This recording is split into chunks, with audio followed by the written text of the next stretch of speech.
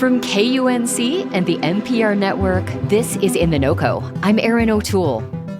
The 2026 Winter Olympics are underway in Italy. And this year, Colorado has sent more athletes to the Winter Games than any other state. Nearly a third of those 32 Coloradans competing in events like snowboarding, slalom, or ski jumping hail from Steamboat Springs. In fact, about 100 Olympic athletes live or have lived in Steamboat Springs, more than any other town in the U.S. Which got us wondering, how did Steamboat foster an environment where young athletes are encouraged and equipped to pursue Olympic gold? My guest today is an expert in Steamboat history, and she points to a century of skiing culture and some modern-day programs that nurture young athletes. Candace Bannister is the executive director of the Tread of Pioneers Museum in Steamboat Springs, which has several exhibits that highlight the town's Olympic legacy. Candace joined me to talk about Steamboat's reputation as an Olympic powerhouse and why it's a training ground for many of those American athletes in Italy right now. We have, the ski jumping, the Nordic trails, the steep downhill slopes at Howson Hill and the ski resort. It really creates this optimal training grounds in a multitude of winter sports at two different ski areas, and typically a lot of snow to do it in. Candace, you were on the show not too long ago to talk about Carl Howson, who built the first ski jump on what became Howson Hill. We'll link to that episode in the show notes, by the way, if you missed it. Could you briefly remind us how pivotal that first ski jump was in developing Steamboat's first Olympic athletes? Well, Carl Howson was a Norwegian, and in 1915, he established the town's first ski area in Nordic Center, Howson Hill, which is the oldest continuously operating ski area in North America, which is incredible. It's right downtown. Kids could access it. That was the after-school care and recreation at the time. Okay. And that's where the first jumping locations were, where we could really start that ski jumping and Nordic combined legacy. Beyond the snow, you have also talked about a culture of supporting and investing in Olympic winter sports. Talk about how the town of Steamboat has made that a priority. Yeah, and I think this is really multifaceted. The answer to this is really, so we've got this dedicated community from fundraising to volunteering to infrastructure improvements and investments that need to happen at the ski area and at Howson Hill. The city of Steamboat Springs government certainly being committed to running that as a city-owned ski area, and that's not an easy thing. The community coming together, sending off Olympians, really just being so excited about our athletes that are competing and especially going to the Olympics, and then retired elite athletes coming back here with ample experience and a desire to mentor youth and really wanting to give back, and then possibly even having families here and watching their own kids grow up at Howson Hill like they did. And so I kind of look at it as this, full circle moment for so many of these coaches.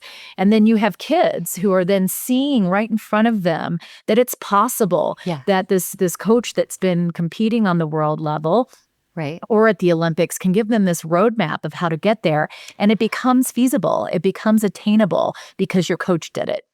So this is really a town where your neighbor might be a former Olympian or even a current Olympian, and that's just kind of baked into Steamboat Springs? Absolutely, absolutely. Of course, that ski jump at Howson Hill led Steamboat to send its very first Olympian to the Winter Games. And I want to listen to a clip. This is ski jumper John Steele in an oral history talking about qualifying for multiple Olympic teams. I came to Steamboat Springs in 1918 and I started skiing at the age of 9. And I completed 40 years of skiing in the competition jumping. I also broke many records as I went along, which got me into the top notch. I was a member of the 1932 Olympic jumping team. Candace, tell us a little bit about John Steele. It sounds like he won a lot of awards, although not an Olympic medal. What was it like having him in Steamboat? Well, that first Olympian at that early of a year coming from a rural area like this was really incredible. He was coached by Carl Howson and inspired by Carl Howson, and really was the first one to do so well in ski jumping to where he could make it to those national and international stages. And then he was really part of this generation whose leadership and mentorship helped shape the training culture that later produced really great Olympians such as Gordy Wren. Yeah. In fact, I want to talk a little more about Gordy Wren. He first went to the Games in 1948, and he came back to Steamboat to kind of instruct other people. Absolutely. And he was really just this person that people remember so fondly, and just his dedication to skiing and kids, and really inspiring that next generation of Olympians and great athletes. Gordy Wren didn't just compete in ski jump. In what other sports was he an Olympian? Well, he was one of the only U.S. skiers to qualify in 4 Olympic ski disciplines: alpine, cross-country, ski jumping, and Nordic combined at the 1948 Olympics in St. Moritz. Wow. Are there sports besides skiing and ski jumping where Steamboat has produced athletes for the Winter Olympics? So snowboarding, snowboard cross, if you look at the list of athletes who've gone for the 2026, we've got ski jumping, we've got Nordic combined, snowboard half pipe, snowboard cross, alpine snowboarding.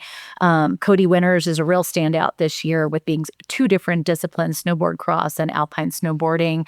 Landon Wendler is doing freestyle moguls, and then freestyle half pipe is Riley Jacobs.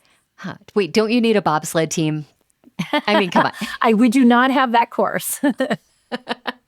Candace, the Winter Games started last week in Italy. We mentioned there are quite a few athletes on Team USA that have ties to Steamboat.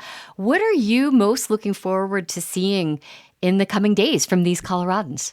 Oh, wow. Gosh, it's so exciting. I mean, to have, approximately 32 athletes coming from Colorado, and nearly a third of those coming with ties from Steamboat Springs is just so exciting. I personally really love Nordic combined. It's really the ski jumping, and Nordic combined is really Steamboat's heritage. The future of that sport. It's a little bit lesser known in the United States, but really well known in Europe, and a primary sport over there. But it's really that link to Carl Howson, the beginnings of House and Hill, and the birth of our Olympic heritage here in Steamboat Springs.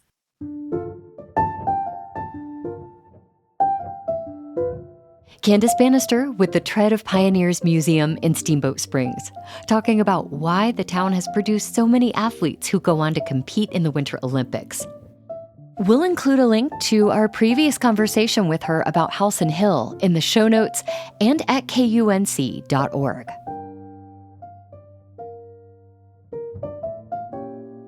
By the way, last week we talked about the Olympic debut of ski mountaineering, or skimo, with Nikki La Rochelle. She's a skimo racer who's in Italy not to compete, but to provide commentary for skimo during the Games. We'll drop a link to that episode in the show notes as well. That's it today for In The NoCo. I'm Erin O'Toole. Thanks so much for listening.